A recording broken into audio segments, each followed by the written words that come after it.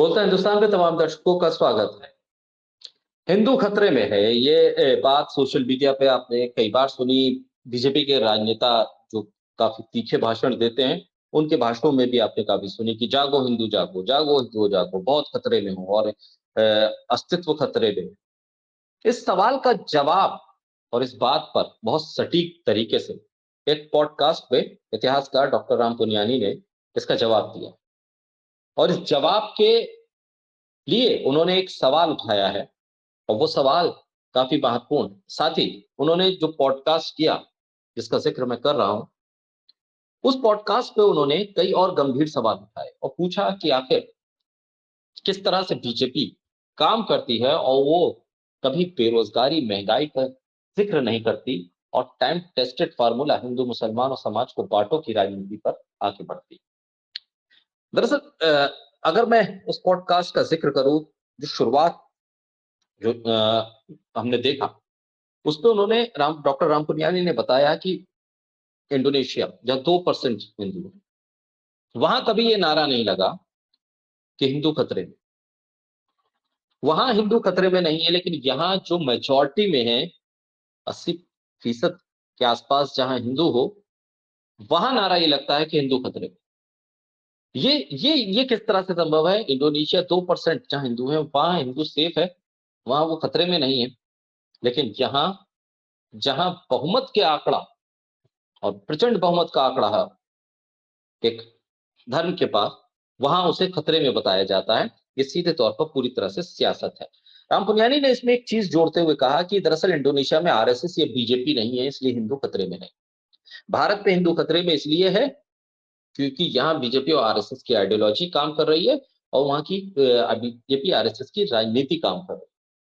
कभी भी राम पुनियानी के इस पॉडकास्ट में उन्होंने जिस बातों का जिक्र किया, उन्होंने कहा कि कभी भी बीजेपी आरएसएस बेरोजगारी, महंगाई, शिक्षा, स्वास्थ्य, इस पर बात नहीं करती। इस पर लोगों से अपील नहीं करती, बल्कि वो धर्म की अपील करती है, समाज में बंटवारे की बात करती है, बटोगे तो कटोगे जैसे नारों का इस्तेमाल करती है, इसका जिक्र करती है। अभी हाल के दिनों में मुस्लिम बहुल इलाके या मस्जिदों के सामने जो धार्मिक जुलूस है, हिंदुत्ववादी संगठन मस्जिदों के सामने आकर डीजे की आवाज को बढ़ा देते हैं, गाली अपशब्दों का इस्तेमाल करते हैं, रंग फेंकते हैं, हुड़दंग करते हैं। इस पर राम पुनियानी ने अपने वीडियो में, अपने पॉडकास्ट में बताया कि ये कंपलसरी कर दिया गया है कि मुस्लिम बहुल्य इलाकों से निकलिए, मस्जिदों के सामने से जाइए। और उनका कि अब तो ये तय हो गया है कि कोई भी धार्मिक यात्रा निकलेगी वो मस्जिद के सामने से ही जाएगी। यानी आपकी आत्मा को शांति मस्जिदों के सामने ही मिल रही है, तो फिर ये मंदिर और हिंदू जागो का नारा क्यों? ये कई गंभीर सवाल उठाए। साथ ही उन्होंने ये भी सवाल उठाया कि किस तरह की सियासत है। महाराष्ट्र में अगर बीजेपी को जीत चाहिए तो उसे शिक्षा, स्वास्थ्य, महंगाई, बेरोजगारी का नाम लेने की जरूरत नहीं है। उसके बाद टाइम टेस्टेड फार्मूला है हिंदू मुसलमान, उस पर वो काम करेगी और वो उसका इस्तेमाल करेगी। ये बहुत महत्वपूर्ण है जिस तरह से इसका जिक्र उन्होंने किया। और साफ तौर पर सीजीआई ने जो जब कहा कि धर्म, मैं मेरी आस्था और मेरे की वजह से मैंने बाबरी मस्जिद, राम जन्मभूमि जैसे जो मुकदमा था, इसमें समझ में नहीं आ रहा था कि आप किस तरफ जाएंगे, उसको उसके फैसले तक पे पहुंच गया। मैं भगवान के सामने बैठा और मुझे वहां से रास्ता दिखा। तो डॉक्टर राम पुनियानी अपने पॉडकास्ट पे कहते हैं कि ठीक है, आप भगवान की मूर्ति के सामने बैठे थे तो कम से कम एक मुकदमा क्यों, दो चार मुकदमों की बात कर लेते। आप ये भी पूछ लेते कि राम मंदिर के इस फैसले को तो आप पता चल गया, लेकिन उमर खालिद का क्या करें? 4 साल से उसका मुकदमा ही नहीं शुरू हो पा रहा है, जमानत तो दूर की बात। आप उस पर सवाल नहीं करते हैं, आप उन मुकदमों पर फैसले देने की बात करते हैं जिससे किसी एक राजनीतिक पार्टी को फायदा हो रहा है। उमर खालिद का खास तौर पर डॉक्टर राम पुनियानी ने जिक्र किया और बताया कि किस तरह से आप मूर्ति के सामने बैठे थे, आप साधना में बैठे थे, आप मदद मांगने के लिए बैठे थे, तो कम से कम उमर खालिद और उनके जैसे कई और लोग जो जेलों में बंद हैं, जिनके जमानत पर सुनवाई के लिए तारीख तय होती है, उसे एडजन कर दिया जाता है, निरस्त कर दिया जाता है, तारीख आगे बढ़ा दी जाती है। जज की तबीयत कभी खराब होती है, कभी कोई मसला होता है, यानी 4-4 साल लग गए अभी तक सुनवाई ही नहीं हुई है। तो ये तमाम चीजें उन्होंने अपने इस पॉडकास्ट के जरिए सामने रखी, जिसमें उन्होंने आरएसएस, बीजेपी की आइडियोलॉजी, हिंदू खतरे में है, इस नारे को के पीछे की असल वजह उन्होंने बताई। साथ ही शिक्षा, स्वास्थ्य, महंगाई, बेरोजगारी, इन मुद्दों पर कभी बीजेपी चुनाव नहीं लड़ती है, इसका राज भी उन्होंने खोला। साथ ही ये भी बताया है कि किस तरह से जो जुडिशरी है उसमें एक वैचारिक जो वर्ग है, एक एक धार्मिक आस्था वाला वर्ग है, उसका दबाव बढ़ता जा रहा है। मुकदमों में फैसला या सबूतों के आधार पर नहीं, आस्था के बुनियाद पर तमाम फैसले होने लगे हैं। इसको भी डॉक्टर रामपुनियानी ने सामने रखा।